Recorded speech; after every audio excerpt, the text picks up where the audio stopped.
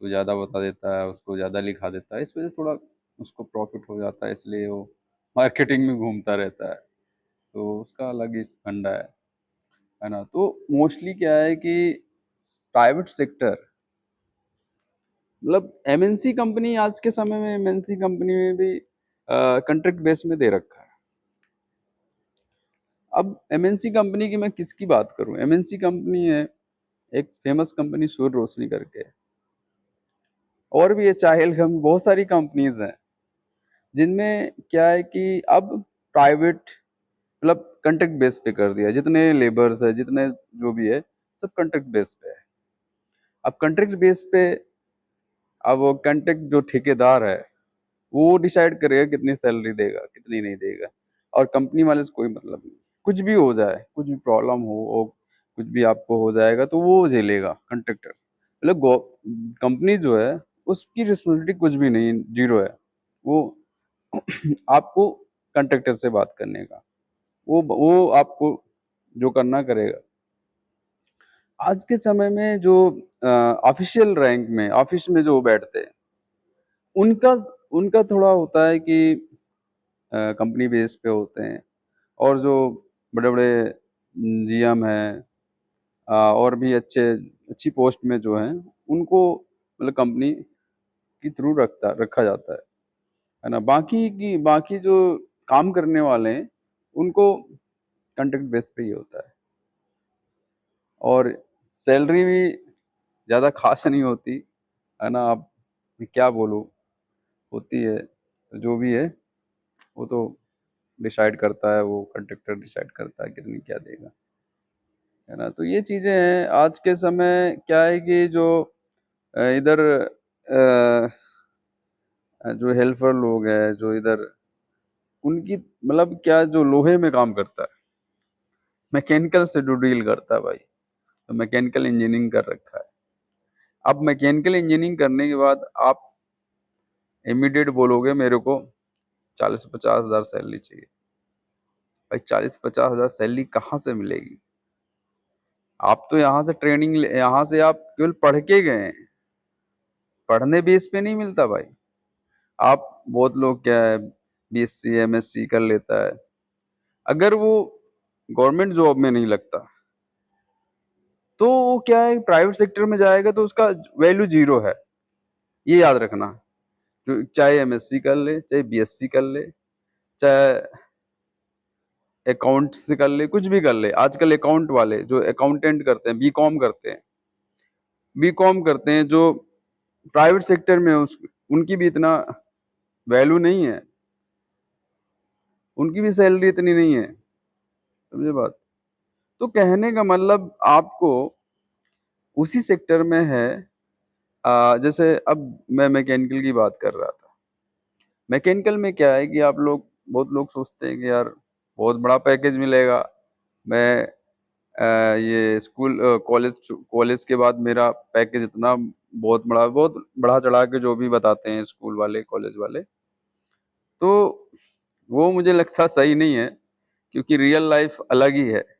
वो, इस कॉलेज की लाइफ अलग होती है, जब रियल इंडस्ट्री में जाते हो, वो तो लिखित है, वो तो आपने पुस्तकें पढ़ी पढ़ी और ये हुआ, ये होता है, लेकिन प्रैक्टिकली नॉलेज आप इंडस्ट्री में जाओगे तब होगा। वहां पे आपका आपका रेट लगेगा, आप कितनी, आपकी वैल्यू है, आपको मार्केट में वैल्यू बनानी पड़ेगी, उसके लिए आपको तपना पड़ेगा, और तपना पड़ेगा, और साथ में आपको मेहनत करनी पड़ेगी।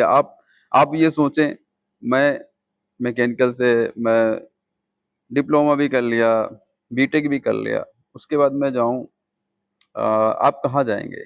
या जो आपका कॉलेज वाला है वही आपको लगाएगा, वही लगाएगा ना, वही लगाएगा, नहीं तो आपको रिज्यूम देना पड़ेगा कंपनियों में। हाँ, बोलेगा आ जाओ।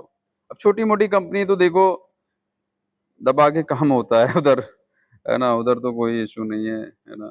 और जो जो एमएनसी कंपनी है उसमें थोड़ा रिलैक्सेशन मिलता है, थोड़ा आराम रहता है, लेकिन इतना भी नहीं रहता है कि आप आप सोचो कि यार बहुत आराम मिलता है, नहीं, है ना। तो मतलब क्या है कि वहाँ की दुनिया अलग है यार। इंडस्ट्री में आप जब घुसते हैं तो उसमें क्या है कि यार आप किस फील्ड, अब उसमें भी कई फील्ड होते हैं। अब आप डिजाइन जाना चाहते हैं, प्रोडक्शन में जाना चाहते हैं, मार्केटिंग में जाना चाहते हैं, सेल्स में जाना चाहते हैं। आप तो वहाँ तो मैकेनिकल कर लिया। अब यहाँ पे भी कई लेवल में काम होता है। अब आपको देखना है आप क्या सीखना चाहते हो आगे, और ग्रोथ करना चाहते हो। अगर डिजाइन करना चाहते हो तो हो सकता है कि आपकी सैलरी बढ़ती रहे। परचेज में भी जा सकते हो, सेल्स में भी जा सकते हो। तो आप, अपनी चॉइस है आप किधर जाओगे। लेकिन बी मैकेनिकल के बाद फील्ड कई हो जाती है, प्रोडक्शन है, ये सब चीज़ें होती हैं। और लोग मैकेनिकल में क्या क्या करें। मैकेनिकल में डिजाइन है, डिजाइन में जाना चाहते हैं, प्रोडक्शन में जाना, सेल्स, मार्केटिंग, ये सारी चीजें हैं, है ना। तो ये चीजें हैं मैकेनिकल में। मैकेनिकल में स्टार्टिंग में सैलरी ज्यादा नहीं होती, है ना। आपको सीखना रहता है तो आपको वही 10 15 15 अप्रोक्स, मैं ज्यादा ही कह रहा हूँ, कमी होती है। इंडस्ट्री पे डिपेंड करता है आप किस किस कंपनी में जा रहे हैं, कहाँ क्या रेट चल रहा है। वो तो कंपनी का ही अपना डिसीजन होता है। कहीं किसी को 20 भी मिल रहे हैं, किसी को 15 मिल रहे हैं, किसी को 13 भी मिल रहे हैं। और डिपेंड करता है आप किस कंपनी में कहाँ पे जा रहे हैं, है ना। तो ये है। और इसमें क्या है कि देखो, और जो इलेक्ट्रॉनिक सेक्टर है, इलेक्ट्रिकल सेक्टर, इलेक्ट्रिकल इलेक्ट्रिकल में भी इतना मेरे ख्याल से डिमांड कम है। वही है, आपको अगर अब किसी भी कंपनी में, अगर छोटी मोटी कंपनी में इलेक्ट्रिकल डिपार्टमेंट रखते ही नहीं, रियल बताऊं। इलेक्ट्रिकल डिपार्टमेंट में मान लो छोटी सी कंपनी है, वो इलेक्ट्रिकल डिपार्टमेंट क्या रखेगी, बाहर से हायर कर लेगी जब नीड होगी। और जो कंपनी है, जो एमएनसी कंपनी है, प्राइ वो जो बड़ी सी कंपनी, बड़ी बड़ी कंपनीज हैं, वो हायर करती हैं। और छोटी कंपनी हायर नहीं करती इलेक्ट्रिकल। इलेक्ट्रॉनिक भी है, इलेक्ट्रॉनिक की भी अलग दुनिया है ना। उसमें भी अपना अपना अपना क्रेज है, क्या करना है क्या नहीं। लेकिन हाँ, आईटी का अलग ही, अभी इस समय आईटी ही चल रहा है थोड़ा, जिसमें पैकेज अच्छा मिल जाता है। बाकियों का तो भाई बुरा ही हाल है। आईटी जो करता है बंदा, अगर वो अच्छे से कर ले जाता है, उसका सब कुछ अच्छा है ना, तो रियल में वो अच्छा पैकेज ले जाएगा। बहुत लोग हैं कि यार आईटी कर लेते हैं, क्या है, नहीं सक्सेस हो पाते। कुछ रीजन है, घर की प्रॉब्लम, कुछ क्या प्रॉब्लम, कह नहीं सकता, है ना। बहुत लोग हैं कि अच्छा पैकेज मिल जाता है, अच्छी जगह चले जाते हैं, और उनका मोस्टली अच्छा ही पैकेज रहता है ना। जो निकल के जाते हैं तो उनको, अब कुछ हाँ चीज होती हैं, कुछ चीजें होती हैं। मैं एक चीज भूल, मैकेनिकल में बताना भूल गया। कुछ चीजें होती हैं जो आपको भी सीखना पड़ता है। अब जैसे ऑटो कैड, ऑटो कैड तक जनरल सी बात हो गई है। मैकेनिकल लाइन में, मैकेनिकल सारे लाइन में जनरल सी बात हो गई, मैकेनिकल, और सॉलिड वर्क्स है, और भी चीज़ें हैं। अब नए नए चीज़ें आ रही हैं। तो कहने का मतलब बहुत सारी चीज़ें हैं जो मतलब सीखना पड़ता है। नहीं आप अब पढ़ के जा रहे हो, अब वहाँ वहाँ तो पढ़ाई नहीं चाहिए ना, उसको काम चाहिए उधर। पढ़ाई करना है तो अब कॉलेज जाओ, काम करना है तो फैक्ट्री आना पड़ेगा, है ना। तो उधर काम करने का। तो ये चीज़ें सभी सेक्टर्स में है, केवल आईटी छोड़ के। आईटी वाला क्या है कि अपने घर में ऑफिस खोल सकता है, घर में बैठ के काम कर सकता है। लेकिन इन लोगों को बाहर जाना पड़ेगा, है ना। बिना जाए काम ही नहीं बनने का। अभी तो हर सेक्टर में बहुत, ये क्या है, जो छोटी छोटी कंपनीज हैं, इसमें काम दबा के लेते हैं। मतलब आप कहने का मतलब मैं बोलूँ कि अब जैसे बहुत लोग हैं भाई, 8 10 बजे से ड्यूटी है, 10 बजे बंदा आया, सब कुछ ठीक ठाक हो गया, है ना। अब वो क्या करने का, अब मालिक भी निगरानी रखता है, मालिक भी एक सुपरवाइजर छोड़ रखता है, सुपरवाइजर छोड़ रखता है, क्योंकि सुपरवाइजर का काम ही होता है देख रेख करना। अगर कहीं कोई गलती करता है तो भौंकता भी बहुत है। मालिक उसी से पूछेगा भाई क्या काम हुआ, इतना लेट कैसे। अब उस पे प्रेशर पड़ रहा है, मालिक उस पे प्रेशर डाल रहा है, सुपरवाइजर मैनेजर से। अब वो मैनेजर क्या करेगा, जो वर्कर है उस पे प्रेशर डालेगा, मुझे काम मांगता है, ये मुझे काम चाहिए, है ना। तो इस तरह के प्रेशराइज वर्क होता है हर इंडस्ट्री में, है ना। बिना प्रेशर के काम ही नहीं है।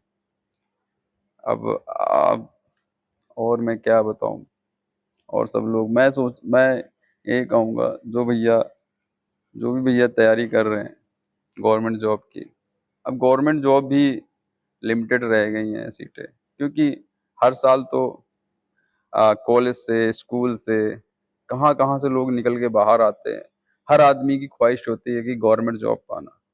अब गवर्नमेंट जॉब अब सभी को तो नहीं मिलती, बहुत लोग लाइन तैयारी तो सभी करते हैं, ये नहीं कहूँगा, तैयारी सभी सभी की कोशिश होती है कि यार गवर्नमेंट जॉब पाना, लेकिन हर आदमी की अपनी अपनी प्रॉब्लम्स होती हैं, हर आदमी की अपनी अपनी मजबूरी होती है। किसी के पास पैसे नहीं होते, फाइनेंशियल स्थिति बहुत ही बेकार होती है, तो उसे नौकरी करनी पड़ती है। और नौकरी करना, प्राइवेट सेक्टर में जाएगा तो इतना व्यस्त हो जाता है कि उसको टाइम ही नहीं मिलता कि यार मैं बुक उठा के पढूं, कुछ आगे अगर गवर्नमेंट जॉब की तैयारी करूं, नहीं कर पाता। वो वहीं का वहीं भी धीरे, अगर बाई चांस अगर उसको इतना प्रेशर हो जाता है, आज की इंडस्ट्री में इतना प्रेशर है, आपको काम करना है, नहीं करोगे दूसरा बंदा गेट पे खड़ा है, ओ सस्ते में आ रहा है। आपकी मजबूरी है कि अगर आप नहीं नहीं करेंगे, चले जाएंगे, तो आप फिर इधर उधर भटकेंगे।